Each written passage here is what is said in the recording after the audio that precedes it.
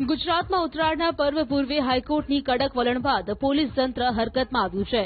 Chinese દોરી, કાચ, પાયેલા ઘાતક દોરા અને ચાઇનીઝ ટુકલના વેચાણ પર સદંતર પ્રતિબંધ હોવા છતાં તેનું વેચાણ કરતા તત્વો સામે પોલીસે લાલ આંખ કરી છે.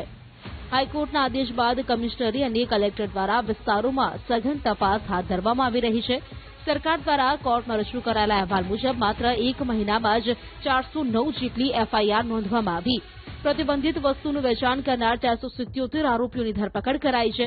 આ કાર્યવાહી દરમિયાન પોલીસે અંદાજે 2.67 કરોડ રૂપિયાનો મુદ્દામાલ જપ્ત કર્યો છે, જેમાં 71,819થી વધુ પ્રતિબંધિત દોરીના રીલ અને અન્ય સામગ્રીનો સમાવેશ થાય છે. ઉલ્લેખનીય છે કે સરકારે ઉત્તરાયણ દરમિયાન કેવા પ્રકારની વસ્તુઓનું વેચાણ કરી શકાશે તે અંગેની સ્પષ્ટ માર્ગદર્શિકા પણ જાહેર કરી છે, જેથી લોકોની સુરક્ષા સુનિશ્ચિત કરી શકાય. કે દર વર્ષે 2000 જેટલા પક્ષીઓ આ ઉત્તરાયણના પ્રતિબંધિત દોરીના હિસાબે ભોગ બને છે. એટલે નામદાર ગુજરાત હાઈકોર્ટના પ્રેક્ટિસિંગ લોયર સિદ્ધરાજસિંહ ચુડાસમાએ 2016માં હાઈકોર્ટમાં જીવદયા માટે પિટિશન દાખલ કરેલી, જેમાં અગાઉ હાઈકોર્ટે ડાયરેક્શન આપેલા કે તમે સરકાર શું પગલાં લીધા છે આ અંગે પ્રતિબંધિત દોરી માટે.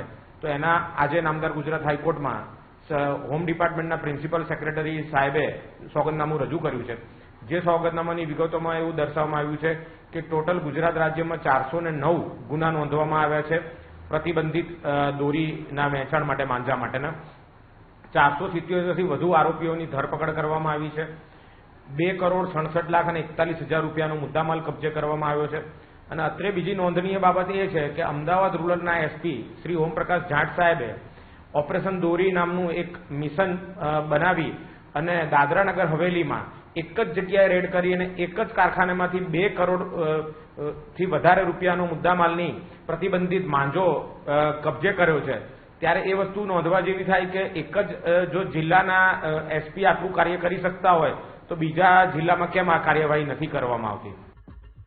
ઉત્તરાયણના પર્વ પૂર્વે રાજ્યના ખૂણે ખૂણે પોલીસે દરોડા પાડીને પ્રતિબંધિત દોરીનો મસમોટો જથ્થો ઝડપી પાડ્યો છે. ખાસ કરીને બનાસકાંઠા અને સુરેન્દ્રનગર જિલ્લામાં પોલીસે બાતમીના આધારે સપાટો બોલાવી કાતિલ દોરીના અનેક રીલ કબજે કર્યા હોવાનું સામે આવ્યું.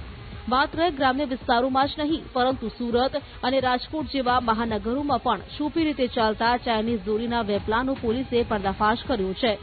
પશુ પક્ષીઓ અને નિર્દોષ માનવીઓ માટે આશીર્વાદની બદલે શ્રાપ સાબિત થતી આ જીવલેણ દોરીનું વેચાણ અટકાવવા પોલીસ દ્વારા સઘન ચેકિંગ હાથ ધરવામાં આવ્યું છે. આ મામલે કાયદાનું ઉલ્લંઘન કરનારા વેપારીઓ સામે ગુનો નોંધીને પોલીસે કડક કાયદેસરની કાર્યવાહી હાથ ધરી છે.